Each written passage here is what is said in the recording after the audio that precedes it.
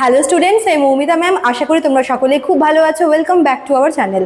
আজকে আমি তোমাদের 4th সেমিস্টার মেজর ইংলিশের পেপার 8 থেকে elegy written in a country churchyard এই পোয়েমটার উপরেই কিন্তু আজকের ক্লাসটা ডিসকাস করব। তো দেরি না করে শুরু করে দিই আজকের সেশনটা। দেখো কি বলেছে, this poem is written by Thomas Gray. তো এই যে পোয়েমটা যে আছে এটা কিন্তু মেনলি লিখেছে হচ্ছে Thomas Gray. Elegy written in a country churchyard, it is an elegy. দেখো নামের মধ্যে কিন্তু এলিজি কথাটা আছে। তো এটা হচ্ছে একটা elegy which means a poem about death and sadness. তো এলিজি পোয়েমটা মানে এলিজি পোয়েম হচ্ছে কোনটা যেখানে মানে কোনো মনে করো যে কারোর মৃত্যু বা নিজের কোনো একটা মন খারাপ বা হচ্ছে কাছের মানুষকে হারিয়ে ফেলা, পাসিং অফ টাইম, এইসব ব্যাপার নিয়ে লেখা হয়। In this poem, the poet thinks about life and death while standing in a quiet village churchyard. তো এই পোয়েমটা পোয়েট লিখেছে হচ্ছে একটা ভিলেজের চার্চইয়ার্ডে গিয়ে তিনি কিন্তু এই বিষয়টা রিয়ালাইজ করেছেন যে মানুষের জীবন এবং মানুষের মৃত্যু নিয়ে। ঠিক আছে, যে জীবন এবং মৃত্যু দুটো হচ্ছে কিন্তু যাকে বলা হচ্ছে অ্যাবসলিউট মানুষের জীবনের। তো এই দুটো জিনিসকে নিয়েই কিন্তু পোয়েট হচ্ছে লিখেছে এবং গল্পের সেটিংটা হচ্ছে একটা নির্জন গ্রামের চার্চইয়ার্ডে। The poem begins with an evening scene. তো পোয়েমটা শুরু হচ্ছে একটা ইভিনিং সিন দিয়ে। The sun is setting, the cattle are returning home and everything becomes calm and silent. পোয়েমটা শুরু হচ্ছে কি একটা ইভিনিং সিন দিয়ে দেখাচ্ছে যেখানে সূর্য কিন্তু অলরেডি অস্ত যাচ্ছে। সান ইজ সেটিং, সূর্য অস্ত যাচ্ছে এবং কেটেল হচ্ছে বাড়িতে ফিরে আসে। যে সময় হয় কি গ্রামে আমরা দেখি যে গরুর পাল ফিরে আসে, তাই না? তারপর হচ্ছে কি এবং সবকিছু খুব শান্ত এবং স্থির, এরকম একটা কিন্তু হচ্ছে সেটিং আমরা দেখব। The poet is standing near the graves of simple village people. এবং পোয়েট দাঁড়িয়ে আছে কোথায়? চার্চইয়ার্ডে, যেখানে অসংখ্য গ্রেভস আছে ওই গ্রামের মানুষদেরই।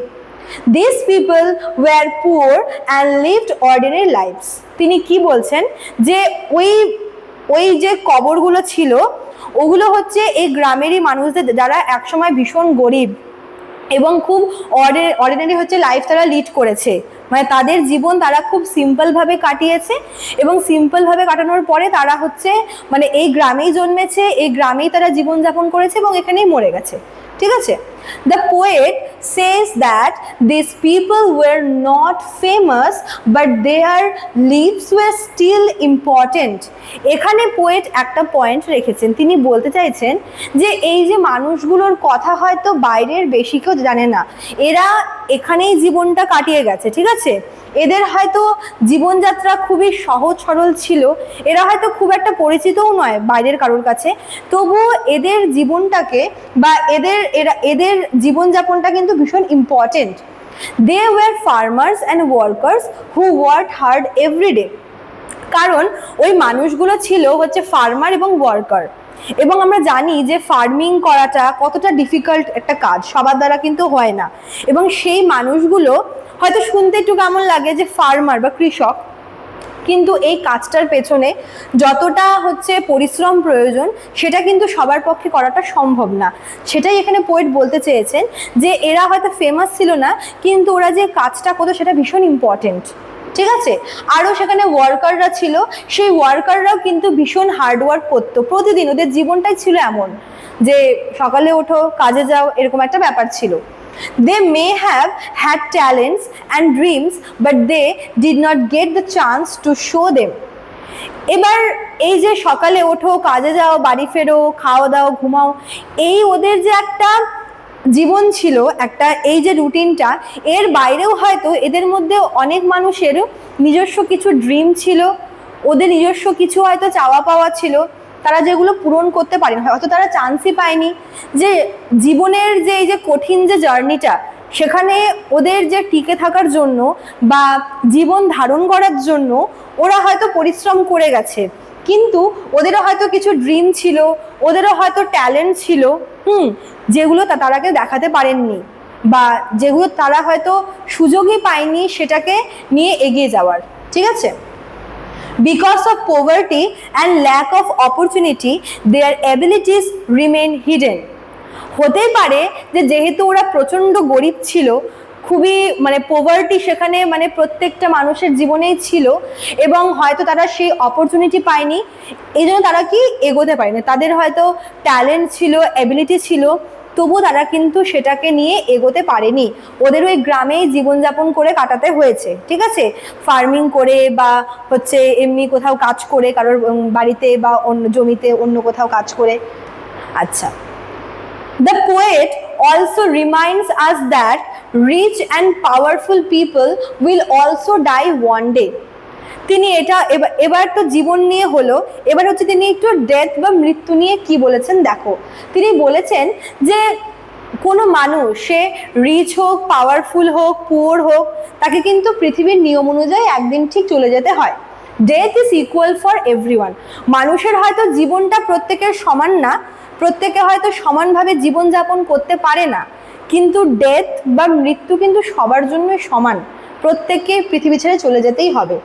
No matter how rich or successful a person is, everyone has to face death.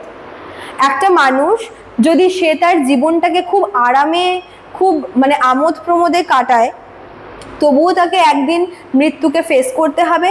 আবার যদি কোনো একজন মানুষ সে তার জীবনে ভীষণ স্ট্রাগল করে, কষ্ট করে জীবন কাটায়, তাকেও কিন্তু ডেথ ফেস করতে হবে। তো ডেথ ইজ অ্যাবসলিউট, ঠিক আছে।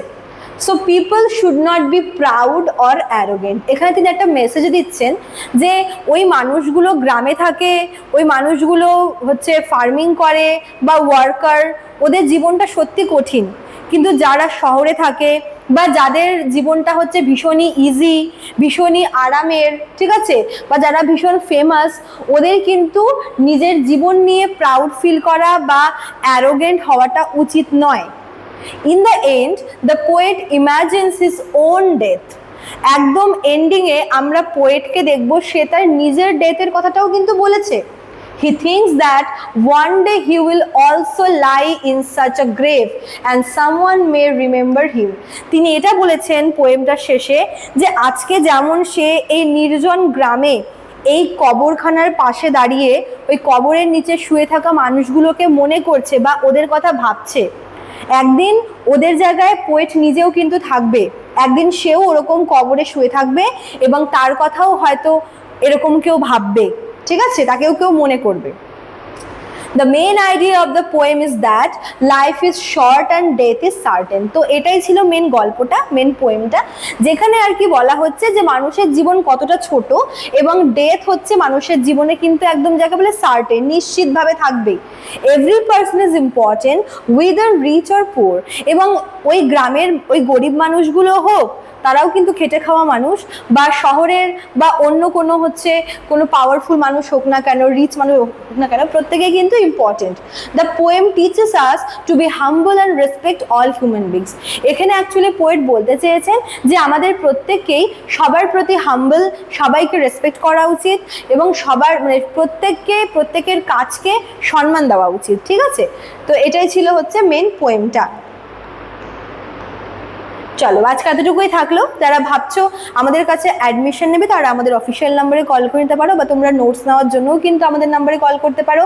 আমাদের অফিসিয়াল নাম্বার দেখো এখানে দেওয়া আছে, এবং কোর্স ফিও কিন্তু এখানে দেওয়া রয়েছে মেজরের জন্য এবং মাইনরের জন্য।